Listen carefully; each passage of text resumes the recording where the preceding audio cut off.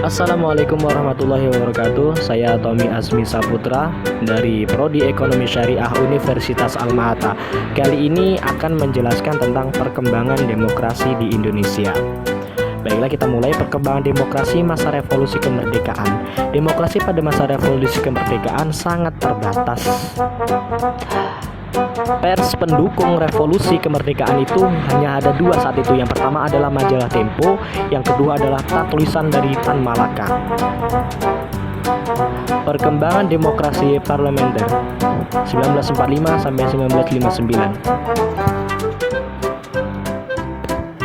Pada masa ini adalah masa kejayaan demokrasi di Indonesia karena hampir setiap elemen dapat ditemukan dalam perwujudan kehidupan politik di Indonesia.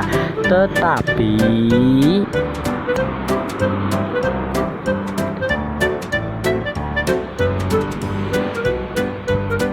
demokrasi parlementer gagal.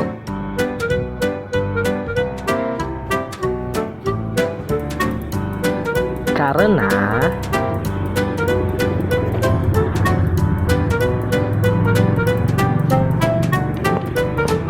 satu, dominannya politik aliran sehingga membawa konsekuensi terhadap pengelolaan konflik.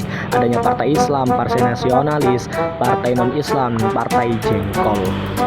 Atas dasar kegagalan itu, maka Presiden mengeluarkan Dekrit Presiden 5 Juli 1959.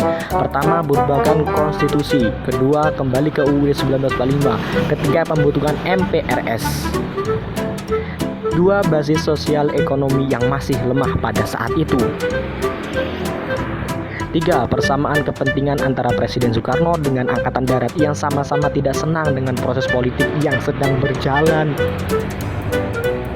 Tiga, perkembangan demokrasi terpimpin 1959 sampai 1965. Politik pada masa itu diwarnai oleh tolak ukur yang sangat kuat antara ketiga kekuatan politik yang utama pada waktu itu, yaitu Presiden Soekarno versus PKI versus ABRI.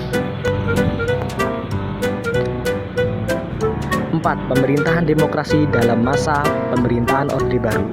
Demokrasi Pancasila, Orda 3 tahun awal, kekuasaan seolah-olah akan didistribusikan kepada kekuatan masyarakat.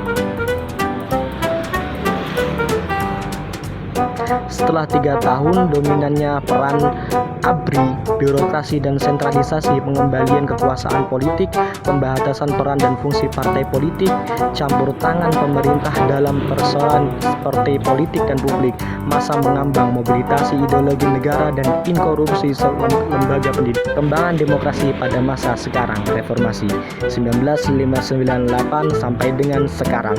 Demokrasi yang diterapkan negara kita pada era reformasi ini adalah demokrasi Pancasila, tentu saja dengan karakteristik yang berbeda dengan Orde Baru, dengan sangat sedikit mirip dengan demokrasi pemerintahan tahun 1950 dan sampai 1959.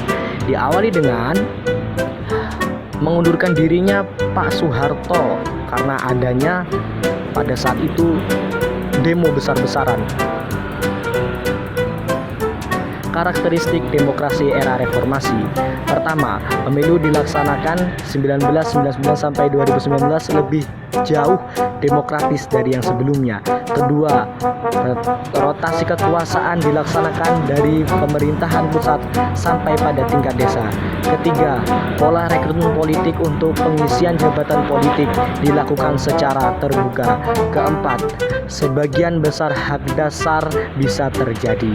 Memang demokrasi era reformasi masih bisa dibilang dalam tahap pencarian jati diri, tapi kami yakin suatu saat demokrasi mendapatkan jati dirinya. Amin. Wassalamualaikum warahmatullahi wabarakatuh.